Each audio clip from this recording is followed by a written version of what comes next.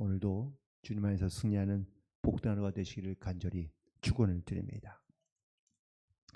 앞서 말씀드린 대로 예레미야는 52장까지 기록되어 있긴 하지만 사실 51장에서 하나님께서 예레미야에 주신 모든 말씀이 다 끝났다고 51장 64절에서 말씀하고 있습니다.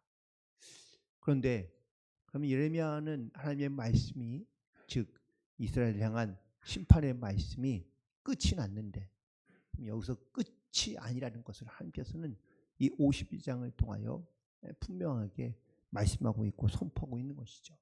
끝이 아니라는 것은 무엇입니까? 멸망과 심판이 끝이 아니라 반드시 하나님께서 회복시켜 주신다라는 것을 다시 한번 강조해서 말씀하고 있는 것이죠. 오늘 말씀을 보면 예레미야가 예루살렘 성전을 또 하나님께서 얼마나 예루살렘 성전을 사랑했던 분인지를 말씀하고 있습니다. 특별히 솔로몬이 성전을 지은 이유가 있습니다. 왜 다윗도 그리고 솔로몬도 성전을 짓고 싶어 했을까요? 그냥 단순히 성전을 잘 지어서 그의 어떤 힘과 위용을 자랑하기 위함이 아닙니다. 성전을 지었다는 것은 무엇을 의미하느냐? 바로 하나님의 나라가 완성되었다라는 선포인데, 이 말을 다시 또 좀 더 쉽게 설명하면 지금까지 이어졌던 모든 가나안과의 전쟁에서 드디어 이스라엘이 모든 전쟁에서 다 이기고 승리하였고, 그리고 그 하나님의 전쟁에서 승리한 그 증거로 바로 예루살렘의 성전을 세운 것인 거죠. 즉 하나님의 나라가 완성되었음을 선포하는 겁니다. 그런데 참 아이러니하게도 이 하나님의 성전이 완성되고 난 다음에 하나님의 나라가 더욱더 왕성해지고 그리고 또한 강해지고 그리고 더 풍요로워지고 넉넉해지는 것이 아니라 반대로 하나님의 나라는 쇠퇴하기 시작합니다. 무슨 말이냐? 하나님의 성전을 지어 하나님께 봉헌했고 하나님이 기뻐하셨지만 그 이후부터 솔로몬은 이방 신들을 불러들입니다. 즉 하나님의 나라는 성전은 아름답게 지어졌지만 오히려 영적으로는 타락해져 가기 시작했다라는 사실이죠. 결국 이렇게 성전은 지어 그들이 하나님을 기쁘시게는 했지만 결국은 우상을 섬기며 이방신을 섬기는 이런 모습들이 결국은 이스라엘의 파멸과 또한 예루살렘 성전이 무너지게 되는 결과를 가져오게 되었다라는 겁니다. 결국 예루살렘 성전이 무너졌습니다.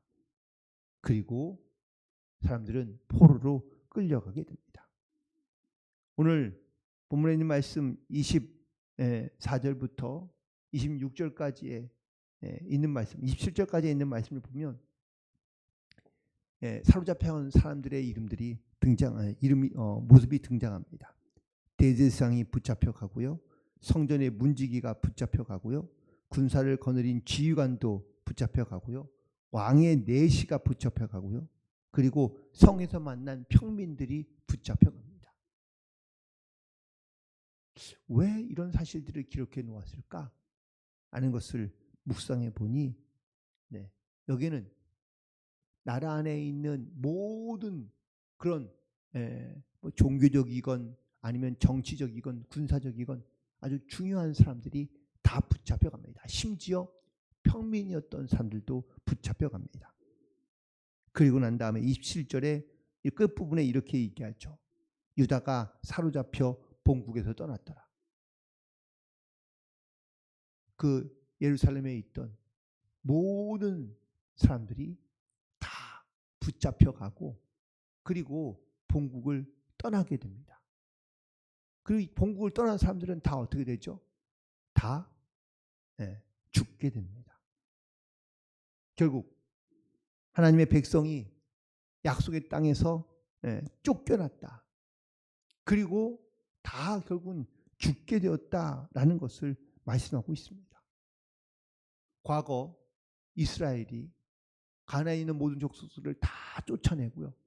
그리고 드디어 하나님과 이 거룩한 전쟁에서 승리했다는 그런 표식으로 예루살렘 성전을 세운 것인데, 그런데 지금은 반대로 예루살렘 성전이 무너지고 마치 이스라엘이 가나안 사람들 때에 쫓았던 것처럼 그래도 역시 바벨론에 의해 이스라엘 사람들이 그 땅에서 쫓겨나 그리고 바벨론으로 끌려가며 그리고 거기서 다 죽고 마는 것을 보게 됩니다.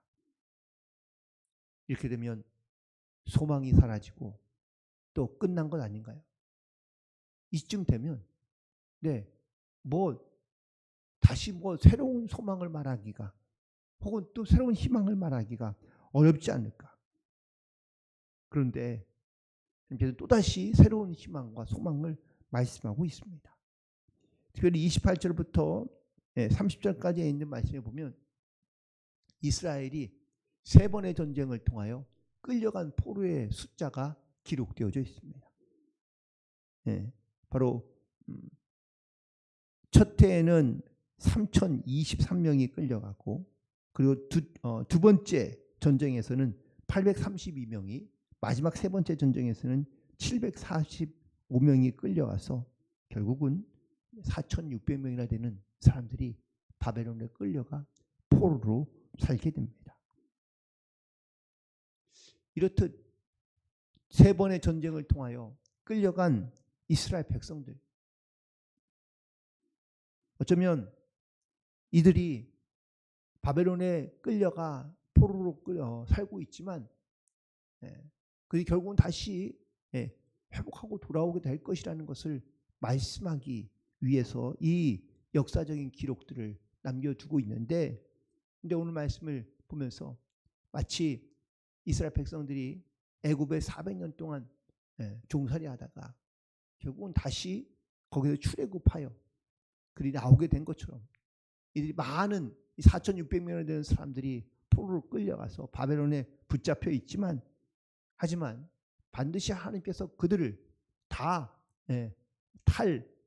혹은 이런 바벨론 나라를 떠나는 이런 놀라운 하나님의 약속이 그 안에 담겨져 있다는 것을 말씀하고 있습니다. 그리고 그 구체적인 증거 중에 하나로 바로 31절부터 33절까지 여호와긴의 회복의 모습을 보여주고 있는 것을 말씀해 주고 있는데요. 이 52장 예레미야의 말씀 중에 마지막 말씀은 바로 유다의 왕이었던 여호와긴의 석방으로 감옥에서 나오는 것으로, 또한 그게 왕의 대접을 다시 받는 것으로 이 말씀이 맞춰지고 있는 것을 보게 됩니다. 왜 굳이 이 여호와긴이라는 그 왕의 머리를 들어주고 그리고 그가 감옥에서 풀어난 사건을 왜 기록하고 있을까요? 사실 이 여호와긴은 유다의 왕이었습니다. 그가 전쟁에서 결국은 지고 포로로 붙잡혀 간 상황입니다. 그가 포로로 붙잡혀 가서 37년간을 감옥에서 지냅니다.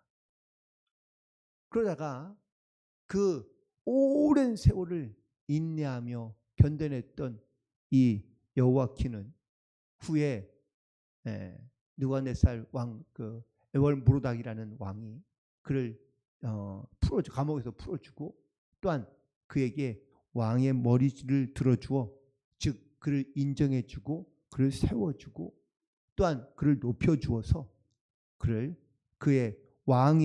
다른 왕의 자리에만큼 그들을 올려주며, 그리고 왕의 자리에서 함께 먹게 되었다라는 것을 기록해 주고 있습니다. 죄수의 의복을 벗고 왕의 자리에서 함께 음식을 먹고, 또한 그가 이렇게 거기서 편안한 삶을 살다가 그가 죽는 날까지 이런 대접을 받았다고 기록하고 있는 것은 결국은 하나님께서 이스라엘 백성들을 다시 이렇게 일으켜 세우시며 회복시킬 것이다 라는 것을 말씀하고 있다라는 것이죠. 이 사건을 보면서 출애굽 사건과 계속해서 연결해서 보게 되는데, 하나님께서 요셉을 애굽으로 보내셔서 그를 총리로 세우시는 과정과 모습을 보며, 그리고 이스라엘 백성들이 어떻게 애굽 땅에 들어가게 되었는지, 또한 거기서 어떻게 나오게 되었는지를 사실 우리가 출애굽기를 통하여 잘 알고 있습니다. 결국 이 여호와긴이 풀려나고 난 뒤 21년 후에 바벨론은 페르시아에 의하여 무너지고 멸망하게 됩니다. 그 누구도 바벨론이 그렇게 빠르게 무너질 것이라고는 상상하지 못했습니다. 하지만 하나님께서 이스라엘 백성들을 회복시켜 주시고, 또한 이 바벨론에 대해서 하나님의 심판이 임할 것이라고 말씀하신 하나님의 말씀이 성취되게 하기 위하여 하나님께서는 당신의 말씀대로, 또한 약속대로 그 말씀을 이루시고, 그리고 바벨론을 무너뜨리고 이후에 이스라엘 백성들이 모두가 다 다시 예루살렘으로 돌아오게 된 줄로 믿습니다. 하나님은 반드시 약속을 지키시며, 또한 소망이 없는 곳에서도 하나님은 소망을 말씀하시고, 또한 그 약속을 반드시 지키시는 하나님이신 줄로 믿습니다. 우리도 어떠한 상황에도 이 희망을 놓지 않고 끝까지 주님을 바라보며, 그리고 하나님을 의지하며 나아가 하나님 우리 가운데 그 소망을 이루시고, 또한 우리가 반드시 먼저 우리의 마음을 찢고 주님 앞에 회개함으로 나아가면 반드시 그 마음과 심령을 보시고 우리를 회복시켜 주심을 믿고, 우리가 어떠한 상황에도 주님을 향한 믿음을 놓지 않고 담대히 나아갈 수 있는 모든 성도들이 되시기를 주님의 이름으로 간절히 축원을 드립니다. 오늘도 우리 주님께 더 가까이 나아가 하나님의 역사하심과 또 하나님의 일하심을 기대하며 소망하는 가운데 하나님께서 우리의 머리를 들어주시는 이런 놀라운 은혜의 회복과 또한 우리의 심령의 역사의 회복이 있게 되기를 간절히 소망합니다. 다시 한번 기도하시겠습니다. 은혜와 사랑의 아버지 하나님, 오늘도 주님께서 우리에게 말씀하시고 약속하시며, 또 우리에게 하나님 이 소망이 없는 곳에도 다시 한번 소망을 갖게 하시는 하나님의 크신 은혜를 다시 한번 깨달아 알며 하나님의 말씀에 붙들려 살아갈 수 있는 모든 성도들 되게 인도하여 주옵소서. 주님, 내 뜻과 내 생각과 하나님 내 원하는 것을 얻고자 이루고자 하는 것보다 하나님이 어떻게 우리 가운데 말씀하시는지 귀 기울여 듣고, 또한 그 말씀을 따라 순종할 수 있는 성도들 되게 인도하여 주옵시며, 주여 우리의 영적인 연약함과 부족함과 어리석음 가운데 빠져 주님을 멀리하거나, 또한 하나님의 뜻을 하나님 우리가 이루지 못한 채 어리석게 살아가는 것이 아니라 오직 주님의 말씀을 바라며, 또한 원하며 기도하며, 그리고 다시 회복되는 믿음의 고백을 통하여 하나님의 영광을 나타낼 수 있는 복된 성도들 되게 인도하여 주옵소서. 주여 오늘도 이 하루를 시작하며 주님께 묻고, 또한 주님의 말씀을 깨달아 알며 그 말씀대로 담대히 살아갈 때 하나님께서 우리를 통해 일하고 역사하시는 살아계신 증거들이 나타나게, 또한 선포되게 역사하여 주옵소서. 모든 영광을 주님께 올려드리며 예수님의 이름으로 기도드리옵나이다. 아멘.